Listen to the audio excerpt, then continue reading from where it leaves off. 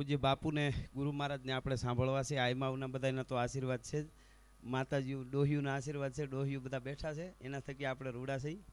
અને અમારા ડોહીમાં હું એટલે અમુક બોલતા નથી, બસ વધારે કાંઈ નહીં. બાપુ પ્રણામ કરી તમને આઈમાઓને બધાને એક જ દુહો, અને ખાલી ટૂંકમાં આપણે કહે ને નાત ગંગા કહેવાય, એટલે બધી નાત ગંગાને પ્રણામ કરી અને એક દુહો કે આવડી નાયત વડીલો બધા પાઘડીવાળા બેઠા, ગુરુ મહારાજ આઈમાં બ્રહ્માંડ ભાણુદરી કહેવાય, ત્યાં બોલવું. એટલે એક બાઈ દરિયાને કાંઠે હેલ લઈને જતી હતી, અને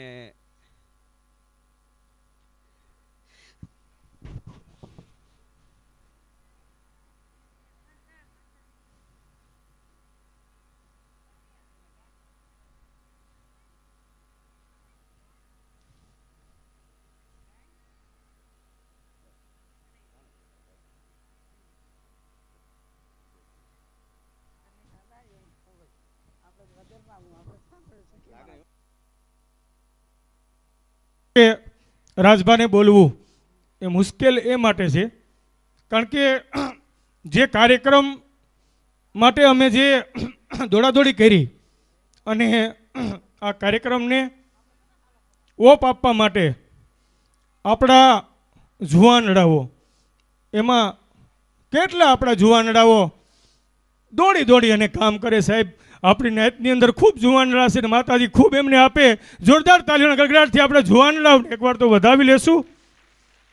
અને આ ક્ષણે એક ચારણી સાહિત્યનો મર્મગ્ન વક્તા અને લોક સાહિત્યકાર રાજભા ગઢવી જો ભાંગી પડતો હોય, કારણ કે આ રૂડું કાર્ય છે. અને નાયત ગંગાની અંદર અમે બધા ખૂબ વિનંતી બધાને કરી, બધાને જોડ્યા સમાજની અંદર, અને નાનામાં નાના માણસ લગી અમે બધા પહોંચ્યા.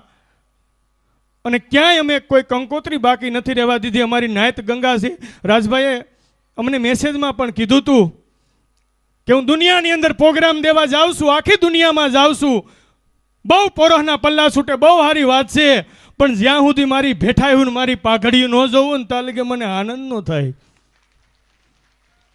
આ ભોળપણ સાહેબ અને આવું રૂડું આ કાર્ય કરી રહ્યા છે, ત્યારે મને લાગે છે કે રાજભા માટે બોલવું અને મારી માટે પણ આ તકે બોલવું ખૂબ મને પણ અઘરું લાગી રહ્યું છે. કારણ કે અમે 24 કલાકથી આ કાર્યક્રમનો ઓપ આપી રહ્યા છીએ, અને અમારા જુવાનડાઓ ખંભે ખંભો મુલાવીને કોઈને કાંઈ સિંધીએ કોઈ કાંઈ ના પાડતું જ નથી સાહેબ.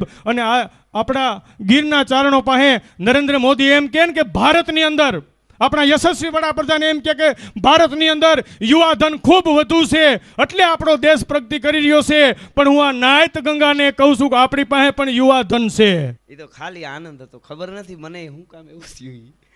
એટલે ખાલી બાપુ એક નાનકડી વાત આપે કીધું એટલે મને યાદ આવે. હું નાનો હતો મારા મા વાર્તા કરતા, અને ટૂંકી વાર્તા છે, સારી છે, ઝીણકી એવી. એક ટીટોળી અને ટીટોળો દરિયાને કાંઠે રહેતા હતા. આ બધી નાયત આખી ભેળી થઈ ત્યારે આવું બધું થતું હોય. આપે કીધું એમ ઉપેન્દ્રસિંહભાઈ, આપણે બાપુએ આ ગાયું વાળું આવું આપણને તો યાદ ન હોય કાંઈ.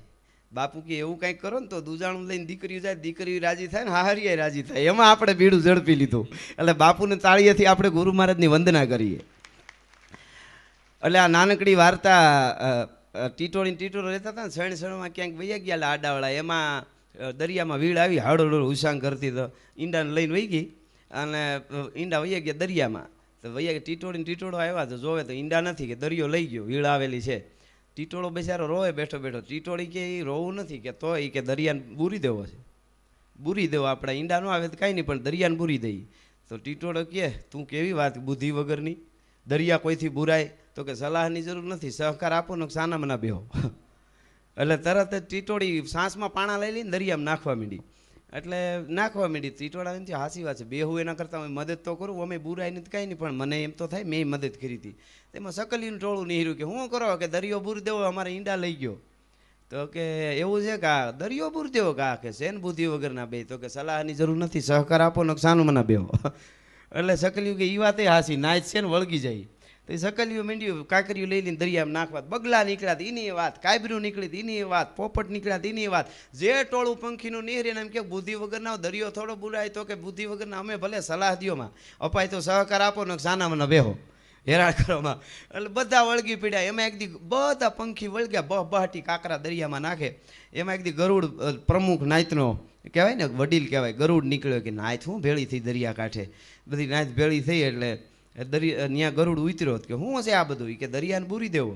કે હું કામ બૂરી દેવો? તો કે અમારે ઈંડા લઈ ગયો ટીટોડી નાઈ કે. તો કે છે ને આખી નાયત બુદ્ધિ વગરની કે. બધા ભેળા થઈને વળગ્યા. દરિયા કોઈ દી બુરાય તો પ્રમુખ હોય ભલે રહ્યા, નાયતના વડીલ હોય ભલે રહ્યા, દેવાય તો સહકાર આપો ને સાનામાં ન બેહો, બીજી રહેવા દો. એટલે એને એમ થયું એ વાત એ હાચી, નાચ ભેગું જોડાઈ જવું જોઈએ. તો ગરુડે વળગી પીડ્યો, મોટી મોટી પાંખોમાં શીલાવું લઈ હળહળો હોસાંગ દરિયામાં નાખવા માંડ્યો. બધાય વળગ્યા. ભગવાન બે ત્રણથી વિચાર કરે કે ગરુડ ક્યાં ગયો? ક્યાંક જવાનું હોય તો ઓસિંતાનું કામ પડે તો આપણું વાહન ન હોય તો શું થાય? તો ભગવાન આવ્યા ફરતા ફરતા નારાયણ દરિયાને કાંઠે મારી. તે દરિયાને કાંઠે માં વાત કરતા જોઈને કહું તો તે ભગવાન આવ્યા આવીને કે ગરુડ શું છે આ બધું નાય તાખી બહાટી બોલાવી કે દરિયાને પૂરી દેવો. કાં તો ટીટોડીને ઈંડા લઈ ગયો. કે ગરુડ તને ખબર નથી પડતી, તો નાયતનો વડીલ કહેવાય, નાયતને જ નહીં હોય ખબર. હાલો કે કેમ? કે દરિયો કોઈથી બુરાય તો ભગવાન હોય પગે લાગી અપાય તો સહકાર આપો, નકર કાંઈ વાંધો નહીં, બીજી સલાહની જરૂર નથી. એમ ભગવાનને વિચાર થયો કે આ તો કાંઈ આવવાનું નથી ગરુડ, નાય તાર્ય છે.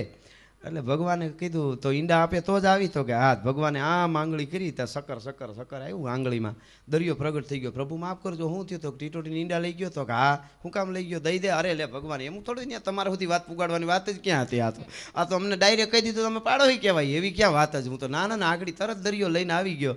નાયત ભેળી થાય તો દરિયાને પણ દેવા આવવું પડે, ગમે એકવાર નાયતને ભેળું થવું પડે. એ પાકું પાકું અને પાકું. બસ આટલી વાત કહી અને ખૂબ આનંદમાં છું, બીજું કાંઈ નથી. આનંદ છે એકદમ. બધા નાયતને પ્રણામ, મારા માવડીઓને પ્રણામ, પૂજ્ય ગુરુ મહારાજ, જનકસિંહ મહારાજ અને બધાને પ્રણામ કરી અને બધાને જય માતાજી અને વર વધુ અને બધાને ખૂબ ખૂબ શુભેચ્છાઓ, અભિનંદન, કોંગ્રેચ્યુલેશન, થેન્ક યુ, ધન્યવાદ.